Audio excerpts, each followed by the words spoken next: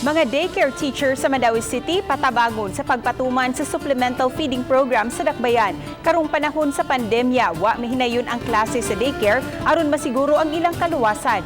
Mao nga ang 49 ka mga teachers nga na-assign sa lain-laing barangay gamiton alang sa mahinungdanong Tahas. Kaganiha, gitigom sila sa Social Welfare Office aron mabriefing na daan sa buluhaton. Ang maong feeding program gikan sa national government ug gitumong alang sa mga malnourished ug undernourished nga kabataan. Hatdan sila og lutuunong pagkaon ug andamon kini sa ilang mga ginikanan. Matag semana maghatod og mga maong magtutudlo sa maong pagkaon.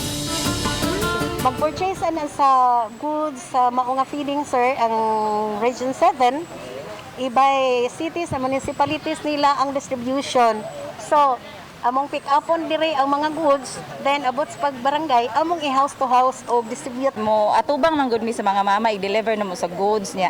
Kinahanglan para ma-maintain na mo ang health protocol, mag-wear mig face mask, face shield niya, mag-gloves lang mi. Dili lang mi mag-PPE kay mahadlok niya mga bata nga mo beneficiary nga. Moadto mi silahang balay para masadya po ni sa kayuhan sa mga bata, no? Kay especially karon nga wala gyud tay kanang ECCD nga session sa barangay. Mas maayo na sa national feeding although dili na magluto, sila na lang magluto. Tudloan lang ang mga parents.